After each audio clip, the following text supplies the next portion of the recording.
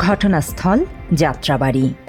ইমাম হাসান তাইমকে টেনে হিঁচড়ে নিয়ে যাওয়ার সেই দৃশ্য এখন আমাদের গৌরবময় ইতিহাসের অংশ।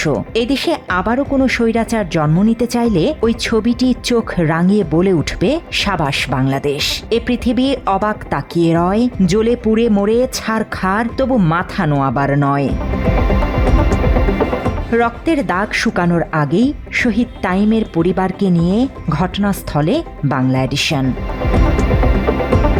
ঘটনার এতটুকু সবাই জানে, কিন্তু তার পরের খবর আমাদেরকে জানতে দেয়া হয়নি। শহীদ তাইমের বুকে গুলি চালানো পুলিশের সেই সদস্য যাত্রাবাড়ি থানার এসআই সাজ্জাদুজ্জামানকে এরই মধ্যে গোপনে জামিন দেয়া হয়েছে। সেই জামিন প্রক্রিয়াতেও সৃষ্টি করা হয়েছে আরেক ইতিহাস, যেই ইতিহাস শুধুই লজ্জা, ঘৃণা আর অভিশাপের। 20 জুলাই যখন আমার ভাই সহ ছাত্র জনতা আন্দোলন করতেছিল যাত্রাবাড়িতে, এখানে প্রায় 200-250 মতো স্টুডেন্ট ছিল। তো পুলিশ যখন যাত্রাবাড়ির দিক থেকে আপনার সাউন্ড গ্রেনেড, টিয়ার শেল মারতে মারতে আসতেছিল এবং গুলি, তখন আমার ভাই সহ তার বন্ধুগণ, 3 জন বন্ধু, তারা গিয়ে লিটন চায়ের স্টোরে যায় আশ্রয় নিয়েছে। সেই পুলিশ তাদেরকে ওই দোকান থেকে বের করে আগে পিটায়, পিটানোর পরে খারাপ ভাষায় গালি দিয়ে বলে দৌড় দেওয়ার জন্য আমার ভাই সবার আগে দৌড় দেয়, দিলে তার পায়ে গুলি করে দেয়। দেন তারপরে সে পিছনে ফিরে যখন দেখতে চায় যে কে গুলিটা করলো, তখন তাকে আরেকটা গুলি করে তার শরীরে নিম্নাংশের সামনে দিয়ে ভ্যাট করে পিছন দিয়ে বেরিয়ে যায়।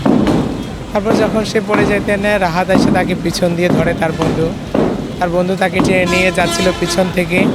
তারপরেও পুলিশ বারবার এসে তাকে গুলি করতেছিল। প্রথম যে পায়ে গুলিটা করেছে যাত্রাবাড়ি থানা তৎকালীন এসআই ছিল সাজ্জাদুজ্জামান, যাকে কোর্ট থেকে কয়েকদিন আগেই আমরা জানতে পেরেছি তাকে আরও 2 মাস আগেই গোপনে জামিন দিয়ে দিয়েছে। শুধু বাদী নয়, সেই খুনিকে বাঁচানোর মহাপরিকল্পনার খবর মামলার তদন্তকারী কর্মকর্তাকেও জানতে দেয়া হয়নি।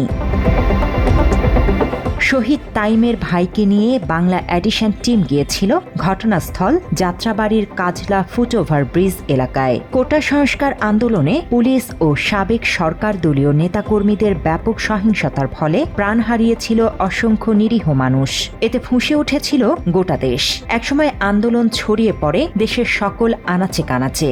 আন্দোলন দমাতে 19 জুলাই দেশব্যাপী জারি করা হয় কারফিউ।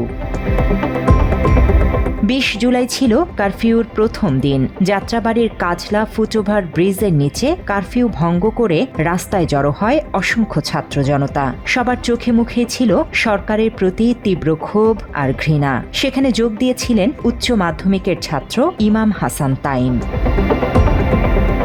আন্দোলনের এক পর্যায়ে আন্দোলনকারীদের ধাওয়া করে পুলিশ। টিয়ার শেলের ধোঁয়া আর সাউন্ড গ্রেনেডে রণক্ষেত্রে পরিণত যাত্রাবাড়ি এলাকা। টাইম সহ অনেক আন্দোলনকারী সে সময় পাশের একটি দোকানে আশ্রয় নেন। একসময় সেখানেও হামলা চালায় পুলিশ। মাত্র 30% টাকায় জমির মালিক হয়ে নতুন বাংলাদেশের গড়ে তোলার স্বপ্ন দেখা বাংলা বসতি। এই পরিস্থিতিতে জীবন বাঁচাতে দিক বিদিক ছোটাছুটি শুরু করে উপস্থিত ছাত্র জনতা। টাইম সহ অনেকেই দৌড়ে আশ্রয় নেওয়ার চেষ্টা করেছেন যাত্রাবাড়ি ফ্লাইওভারের দিকে। এ সময় টাইমকে লক্ষ্য করে পায়ে গুলি চালায় পুলিশ। এরপরও নিরাপদ স্থানে সরে যাওয়ার চেষ্টা করেন তিনি। ওই মুহূর্তে খুব কাছ থেকে তার বুক বরাবর তাক করে আরও একটি গুলি চালায় পুলিশ। সাথে সাথে মাটিতে লুটিয়ে পড়েন টাইম। টাইমের পাশে ছিলেন আরেক সহযোদ্ধা রাহাত হোসাইন। তাকে মাটিতে লুটিয়ে পড়তে দেখে এগিয়ে আসেন রাহাত। গুলিবিদ্ধ টাইমকে একাই টেনে নিয়ে যেতে থাকেন। ওই সময় রাহাতের পায়ে গুলি করে পুলিশ। তবুও সহযোদ্ধাকে ছেড়ে যেতে নারাজ রাহাত। একসময় তার শরীরের অবস্থাও খারাপ হতে থাকে। সেই সাথে পুলিশের মুহুর্মুহু গুলি আর সাউন্ড গ্রেনেডে আতঙ্কিত হয়ে ওঠে গোটা এলাকার পরিবেশ। তাই বাধ্য হয়ে টাইমকে ছেড়ে সেখান থেকে সরে যান রাহাত। এরপর গুলিবিদ্ধ তাইমকে ভ্যানে করে থানার দিকে নিয়ে যাওয়ার চেষ্টা করে পুলিশ। ভ্যানটি যাত্রাবাড়ি থানার সামনে এলে তাইমের মুমূর্ষু দেহকে ভ্যান থেকে নামিয়ে তার সারা শরীরে বুট জুতায় পাড়াতে থাকে পুলিশ সদস্যরা। মৃত্যু নিশ্চিত হওয়ার পরও থামিনি শরীরের ওপরে চলা বর্বর নৃত্য।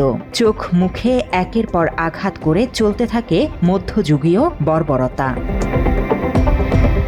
এই হত্যাকাণ্ড নিয়ে মামলা করেছেন শহীদ তাইমের পরিবার। তবে 1 বছর কেটে গেলেও এখনো মামলায় কাঙ্ক্ষিত অগ্রগতি হয়নি। বরং হত্যা মামলার অন্যতম আসামি SI সাজ্জাদুজ্জামানকে 2 মাস আগে দেয়া হয়েছে জামিন।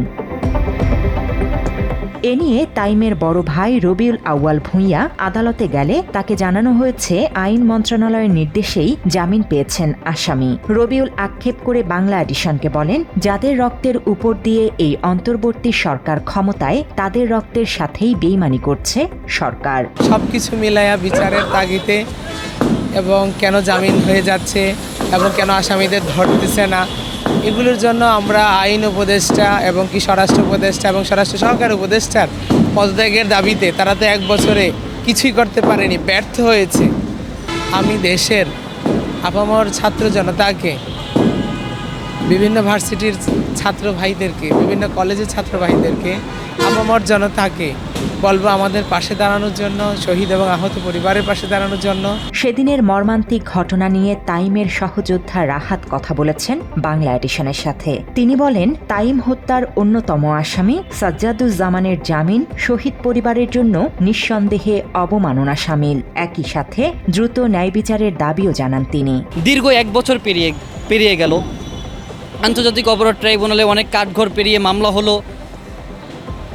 যাত্রাবাড়ি থানার পুলিশ সদস্য সহ ডিসি ইকবাল সহ তদন্ত ওসি জাকির, তারপর হচ্ছে গিয়ে থানার ওসি সহ SI সাজ্জাদ, তদন্ত ওসি এসি তানজিল, যাত্রাবাড়ি থানায় কর্মরত যে সমস্ত পুলিশ সদস্যরা এমনকি যারা ঊর্ধ্বতন কর্মকর্তারা ছিল, তারা সমস্ত পুলিশ সদস্যরা এই হত্যাকাণ্ডের সাথে জড়িত বলে আমি এটা মনে করি, কারণ তাদের কমান্ডেই এই হত্যাকাণ্ডটা হয়েছে। এদিকে রোববার মুক্তিযুদ্ধ মন্ত্রণালয়ের সামনে মানববন্ধন ও অবস্থান কর্মসূচির ডাক দিয়েছেন শহীদ পরিবারের সদস্যরা। সেখানে সব শ্রেণী পেশার মানুষকে অংশ নেওয়ার আহ্বান জানিয়েছেন তারা।